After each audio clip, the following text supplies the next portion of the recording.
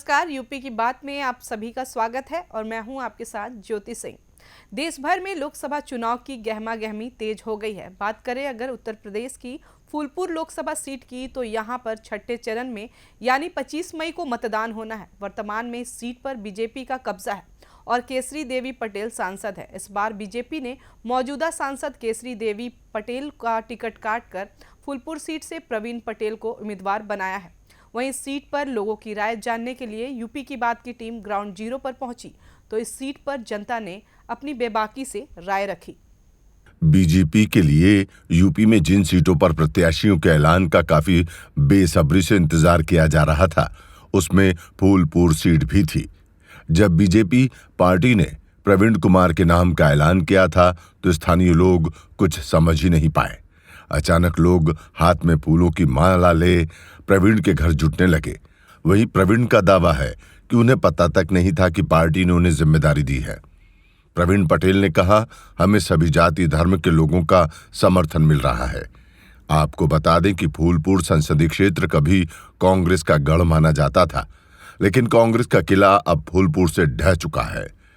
इधर भाजपा प्रत्याशी प्रवीण पटेल से कुछ मतदाता नाराज हैं, लेकिन फिर भी भाजपा प्रत्याशी प्रवीण पटेल को जनता ने वोट देने की बात कही। सर 25 मई को वोट डाले जाएंगे। इस बार कौन बनेगा सांसद फूलपुर संसदीय क्षेत्र में? किसकी सरकार बनेगी? भाजपा की सरकार बनेगी।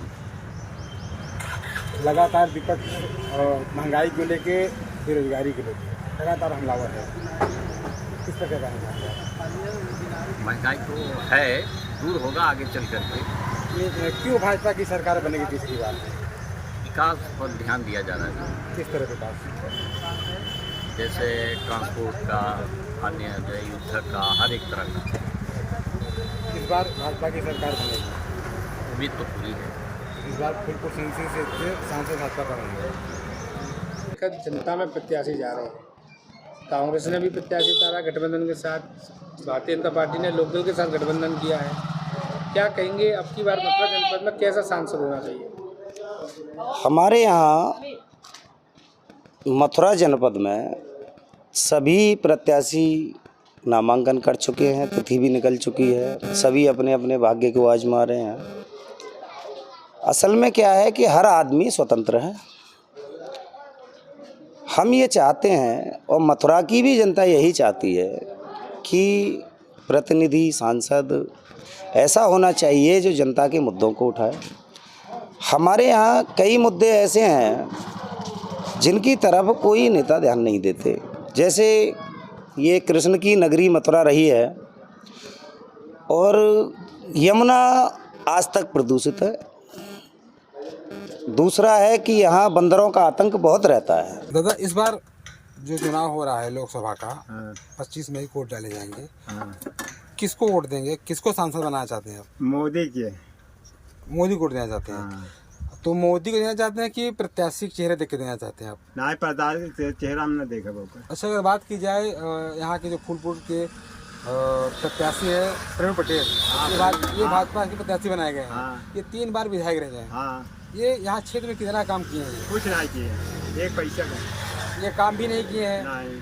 इनको आप वोटिंग भी कर रहे हैं? हाँ, ना ही वोटिंग हम मोदी को देते हैं ना। अच्छा, आप मोदी के नाम से वोट दे रहे हैं? हाँ, मोदी के नाम पर। क्या नाम है आपका? काली दिन। गांव कौन सा है?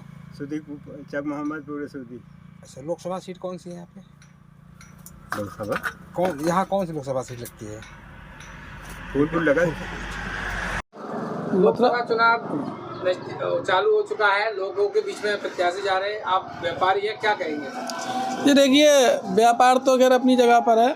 मथुरा वृंदावन विधानसभा की 3 प्रमुख समस्याएं हैं। सबसे पहली माँ यमुना जो दीवन धारा है मथुरा वृंदावन की, दूसरी बंदर और तीसरी ट्रैफिक।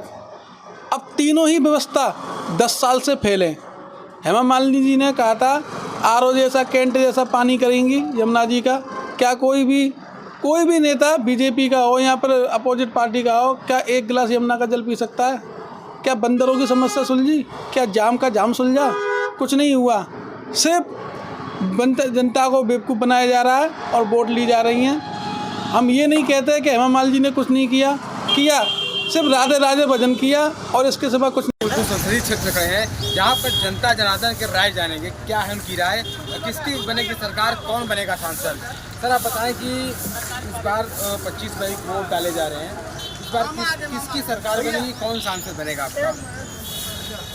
भाजपा बनेगा और प्रवीण पटेल भाई जी पटेल ने अमरनाथ मौर्य जी से किस मुद्दे पे आप भाजपा को वोट करेंगे, क्या मुद्दा रहेगा? भैया उनका विकास देखा जा रहा, विकास सारे विकास के मुद्दे पे उनको वोट दिया जाएगा। सर आप बताएं कि इस बार किसकी सरकार बनेगी, कौन सांसद बनेगा? ओवैसी साहब जो है इसमें बहुत अच्छे हैं। तो फूलपुर को अभी ओवैसी पार्टी को प्रत्याशी घोषित नहीं आएंगे जल्दी 85 ओवैसी किस साहब किस के इस बार कौन बनेगा सांसद, किसकी बनेगी सरकार? आएंगे। सांसद ओवैसी साहब की सरकार बनेगी मिली जुली। किन मुद्दों पर आप ओवैसी की वोटिंग करेंगे, क्या मुद्दा उनका रहेगा, किन मुद्दों? इस्लाम के बारे में हम लोग इस्लाम से जो है जुड़े नहीं, हम बात धर्म की नहीं कर रहे हैं, बात धर्म नहीं कर रहे हैं, हम बात वोटिंग कर रहे हैं कि किस मुद्दे पे आप वोट करेंगे। आप बात धार्मिक कर रहे वोट तो हम किसी को नहीं नोटा पे देंगे अब की बार। हैं, वोट नहीं देंगे आप? नहीं बिल्कुल जिस तरह देखना कि भाई कुछ लोग विरोध कर रहे हैं कि नोटा की बात कर रहे हैं, हम बात करते हैं भाई साहब से कि इस बार किसकी सरकार बनेगी, इस बार किसकी सरकार बनेगी, कौन सा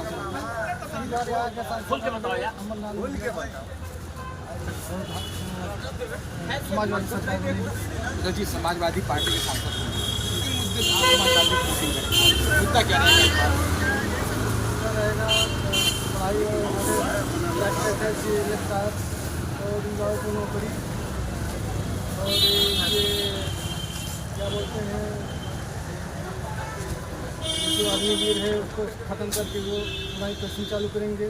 तो बिल्कुल क्या चाहते हुआ कि इस बार जो है सांसद कौन होगा और जो मुद्दे पर वोट देंगे, क्या उनको उम्मीद है सरकार से, समाजवादी पार्टी से? हमें तो यही उम्मीद है कि उनकी सरकार बने और ये जो बेरोजगार हैं उनके काम हो। अगर बात करें युवाओं की तो युवाओं का रुझान इस बार किस तरह रहेगा, समाजवादी पार्टी के बंधन तरफ रहेगा या समाजवादी का बिल्कुल जिस तरह यहाँ फूलपुर संसदीय क्षेत्र में युवाओं ने जो यहाँ के मतदाता हैं उन लोगों ने कहा कि इस बार जो है कहीं कहीं पे समाजवादी पार्टी के समर्थन दिख रहे हैं, कहीं पे भारतीय जनता पार्टी के समर्थन दिख रहे हैं। अगर बात की जाए कि मुद्दों की बात मिलेगी तो समाजवादी पार्टी के जो यहाँ पे कार्यकर्ता मिल रहे हैं, जो वोटर मिल रहे हैं, उनका कहना है कि बेरोजगारी और महंगाई को लेके हम इस बार समाजवादी पार्टी को वोट करेंगे। लेकिन अगर देखा जाए फूलपुर संसदीय क्षेत्र में तो यहाँ पे भाजपा के प्रशासक ज़्यादा दिख रहे हैं और भाजपा की सरकार की बात कर रहे हैं। और जब बात की जाए समाजवादी पार्टी की बात की जाए तो वो कह रहे हैं कि उनको समाजवादी की सरकार बनेगी। इस बार समाजवादी के प्रत्याशी हैं, यहाँ कोई मौर्य प्रत्याशी हमारा मौर्य हो चुकी है, वो सांसद बनेंगे। ये आप बताएं इस बार किसकी सरकार, किस तरह बदलाव होगा इस बार? रोजगार को करेंगे तो किसको वोटिंग करेंगे?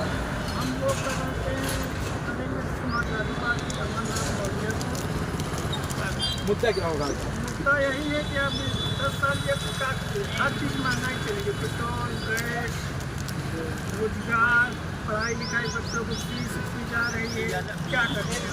लेकिन बीजेपी लगातार दावा कर रही है कि अब आवास से लेकर शौचालय लेके और बहुत सारे शौचालय से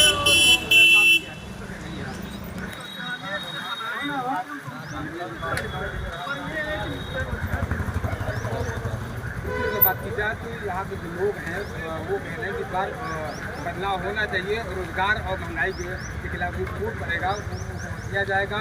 अगर बात की जाए यहाँ लोग कह रहे हैं कि समाजवादी पार्टी इस बार सांसद बनेगा। कैमरामैन के साथ की बात के लिए जल्दी। इसके बाद हमारी यूपी के बाद के संवाददाता ने फूलपुर लोकसभा प्रत्याशी प्रवीण पटेल से कुछ खास बातचीत की, तो सुनिए उन्होंने क्या कुछ कहा। फूलपुर संसदीय क्षेत्र में है, हमारे साथ भाजपा प्रत्याशी प्रवीण पटेल जी हैं। हम इनसे बात करेंगे कि किन मुद्दे पे चुनाव लड़ेंगे और चुनाव किस तरह होगा।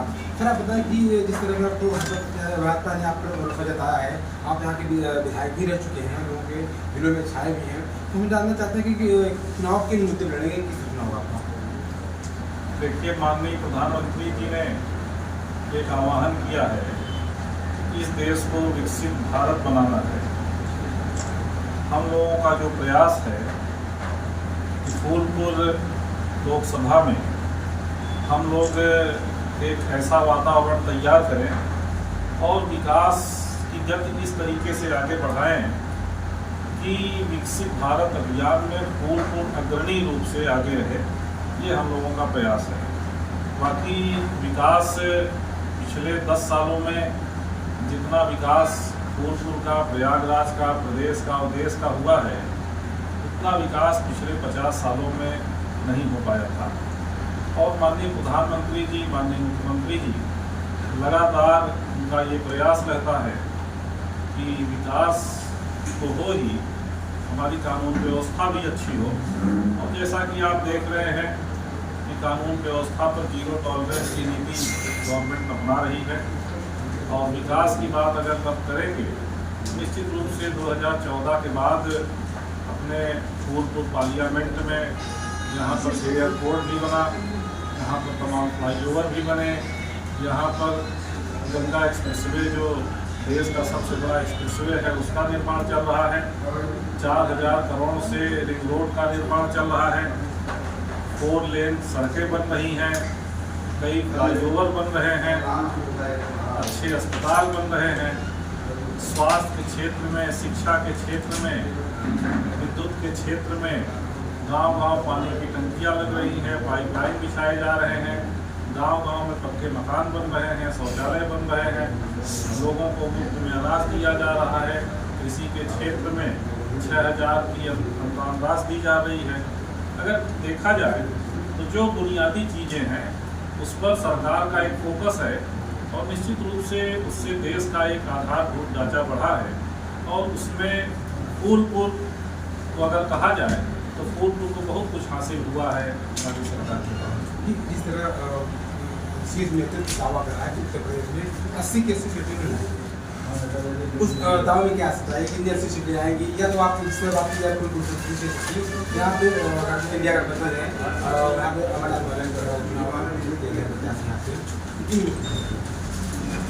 देखिए 80 में 80 भाजपा नहीं कह रही है, ये आम जनता कह रही है। इसलिए कि आम जनता ने उस फर्क को महसूस किया है। विपक्षी जो सरकारें रही हैं उनका विकास से कोई कोसों दूर तक कोई मतलब नहीं था। और आम जनता जब इस बात को देख रही है कि हमको अच्छी शिक्षा मिल रही है, हमारे स्वास्थ्य के क्षेत्र में अच्छी सुविधाएँ मिल रही है, सड़कें अच्छी हो रही हैं, बिजली की व्यवस्था अच्छी हो रही है, अगर देखा जाए तो सर्वांगीण विकास हो रहा है। और कानून व्यवस्था में जीरो टॉलरेंस की नीति अपनाई जा रही है और आधी आबादी महिलाओं को आत्मनिर्भर बनाने का प्रयास किया जा रहा है, उसमें काफ़ी गति भी बढ़ी है। तो निश्चित रूप से जो आम आदमी है वो इस बात को बड़ी मजबूती से कह रहा है। इस बार तीसरी बार फिर से माननीय मोदी जी की एक प्रचंड बहुमत की सरकार आएगी और 400 पार का जो उन्होंने नारा दिया है, ये वास्तव में हम लोग 400 पार पूरे देश में करने का काम करेंगे। लगातार विपक्ष हमलावर हो रहा है, लगातार हमला हो रहा है कि यहाँ रोजगार करेगी, तो इस पर आप क्या है? फिर लगातार भी विपक्ष है, ये लोग रोजगार लेके चुनाव किया जा सकता है। देखिए, विपक्ष का जनता से कोई नाता नहीं है, जनता से वो एकदम से कट गए हैं। आप गांव-गांव जाइए, गांव-गांव में समूह बने हुए हैं। समूहों के माध्यम से सरकार ने तमाम ऐसे कार्यक्रमों की योजना बनाई है जिस कार्यक्रमों के माध्यम से समूह धीरे धीरे आत्मनिर्भर बढ़ रहे हैं। और माननीय प्रधानमंत्री जी ने इस बात को कहा भी है कि इस बार हम 3 करोड़ लखपति दीदी बनाने का काम करेंगे। तो आप इस बात को स्वाभाविक रूप से सोच सकते हैं कि जिस तरीके से ज़मीन पर काम हो रहा है रोजगार के क्षेत्र में, निश्चित रूप से जो विपक्ष कह रहा है उसके पास कोई मुद्दा नहीं है, उसके पास कोई बातें नहीं हैं, जनता से वो जुड़े हुए नहीं हैं। उनको ये लगता है कि इसी को कह के हम लोगों को भ्रमित करने का काम करें। और इंडिया गठबंधन की रही बात, इंडिया गठबंधन का खासकर फूलपुर पार्लियामेंट में और उत्तर प्रदेश में आप देख रहे हैं जिस तरीके से इनके टिकट का चुनाव हो रहा है। 2 घंटे बाद किसी को मिलता है, 2 घंटे बाद किसी का हो जाता है, सवेरे किसी का हो जाता है। और उसके साथ साथ ऐसे लोगों को ये लोग ला रहे हैं जिनका जनता से कोई वास्ता नहीं है, जनता से कोई ताल्लुक नहीं है। जिस तरह जाति समूह की बात की जाए तो पूर्व संसद क्षेत्र कुर्मियों का क्षेत्र माना जाता है, तो इस पर आप क्या कहना चाहेंगे कि कितना समर्थन मिल रहा है? देखिए, सभी जात धर्म सभी वर्ग के लोगों का समर्थन मिल रहा है। और उसमें सारे लोग सम्मिलित होकर प्रयास कर रहे हैं कि विकसित भारत अभियान को हम लोग आगे बढ़ाएं और हर जात बिरादरी का पूरे तरीके से समर्थन मिल रहा है। और रही आप पटेल वोटों की बात कर रहे हैं, वो तो 100% पूरे तरीके से खड़ा हुआ है भारतीय जनता पार्टी। बिल्कुल, इस तरह प्रेम पटेल ने बताया कि जो स्वजाति वोट है उनको 100% मिल रहा है और भारत विकसित की बात कर रहे हैं और रोजगार देने की बात कर रहे हैं। यूपी की बात करें जगदीश सिंह प्रयागराज। जिस तरीके से तमाम अटकलों पर विराम लगाते हुए फूलपुर संसदीय क्षेत्र में भाजपा ने विधायक प्रवीण पटेल पर अपना भरोसा जताया है, उसे देखने के बाद अब प्रतीत होता है कि कहीं ना कहीं इस सीट पर जनता जनार्दन भी बीजेपी को ही देखना पसंद कर रही है। खैर, अब इस सीट पर कौन काबिज होता है ये तो 4 जून को पता चलेगा। फिलहाल के लिए बस इतना ही। देखते रहें यूपी की बात।